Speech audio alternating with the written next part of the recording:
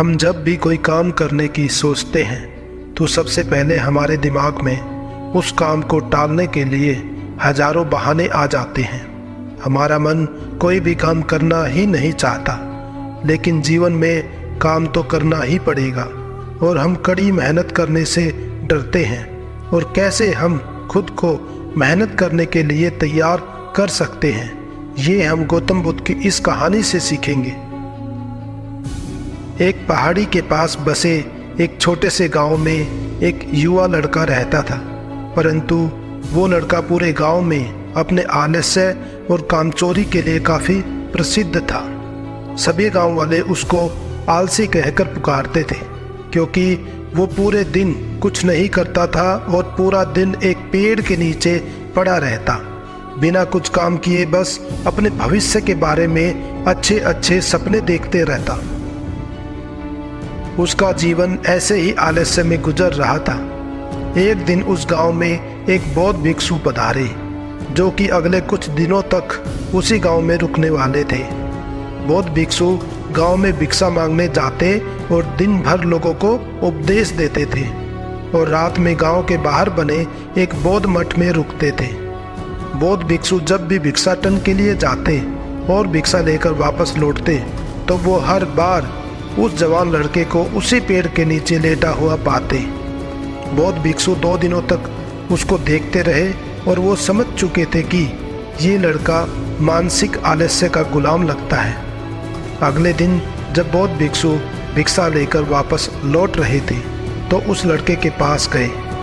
भिक्षु ने उससे कहा, मेरे पास तुम्हारे लिए एक काम है और मैं चाहता हूँ कि तुम उस पहाड़ की चोटी तक जाओ और वहाँ से मेरे लिए एक अनोखा पुष्प लेकर आओ।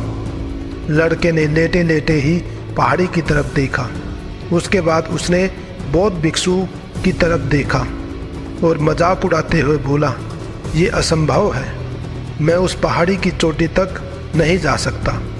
बौद्ध भिक्षु ने मुस्कुराते हुए कहा, लेकिन मुझे जिस अनोखे पुष्प की तलाश है वो उस पहाड़ी की चोटी पर नहीं मिलेगा।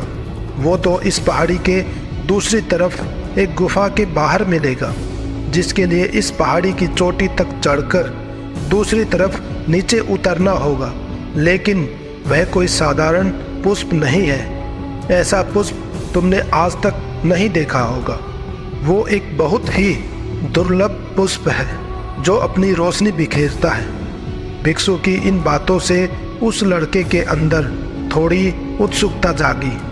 उसने आज से पहले ऐसे किसी पुष्प के बारे में कभी नहीं सुना था और ऐसी रोमांचक यात्रा के बारे में सोचकर वो अंदर से उत्साहित हो उठा।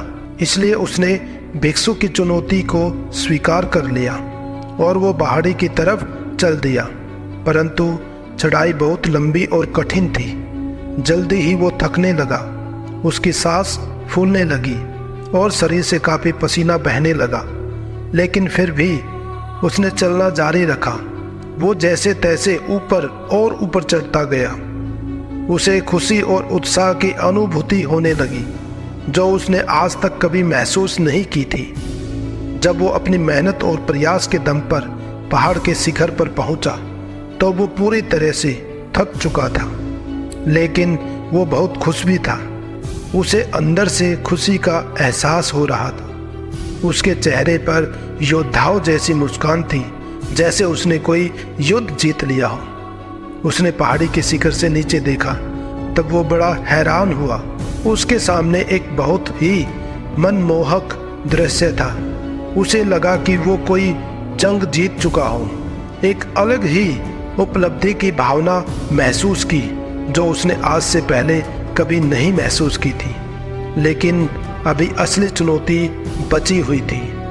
लड़के को पहाड़ के दूसरी तरफ नीचे उतरना था और उस गुफा को ढूंढना था जहां उस अनोखे पुष्प के मिलने की आशा थी। पहाड़ से नीचे उतरना और भी ज़्यादा मुश्किल और ख़तरनाक था, क्योंकि ढलान ज़्यादा खड़ी थी। उसको देखकर वो डर गया, लेकिन भिक्षु को वो अनोखा पुष्प लाकर देने के वादे की वजह से वो लगातार आगे बढ़ता रहा।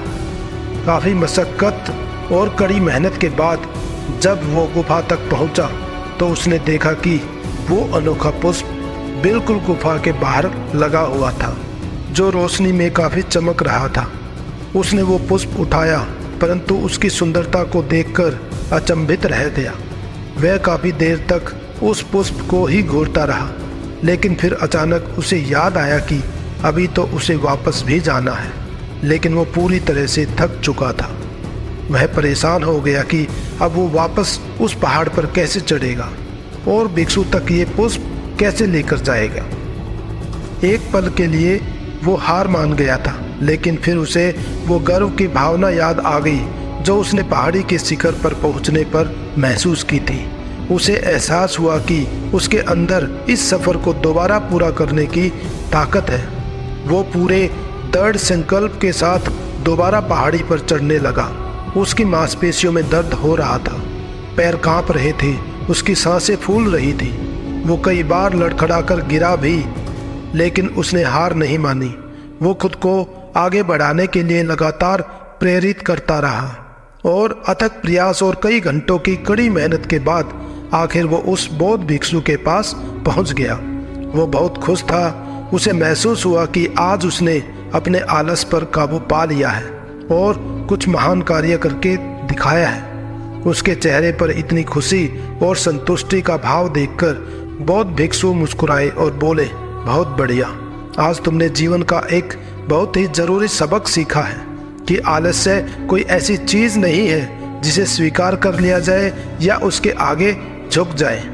आलस एक चुनौती है जिसे दूर करना होगा, जिसे पार करना होगा, और आलस को ख़त्म करने के लिए तुम्हें अपना पहला कदम उठाना ही होगा।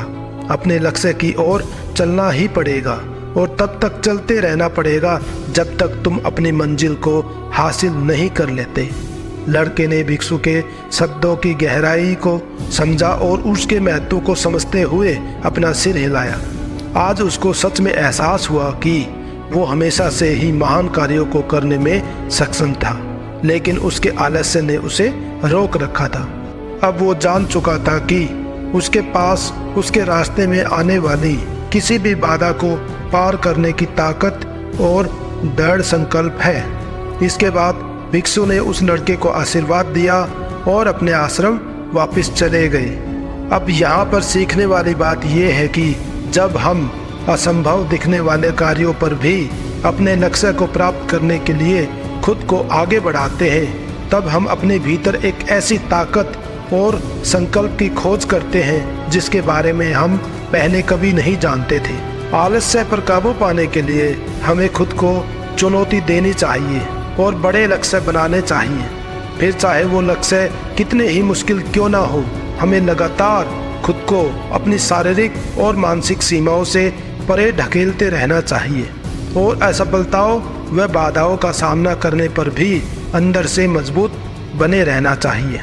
हमें अपने लिए कुछ नियम बनाकर और उस पर टिके रहकर अपने दैनिक आदतों और दिनचर्या में अनुशासन और निरंतरता भी विकसित करनी चाहिए।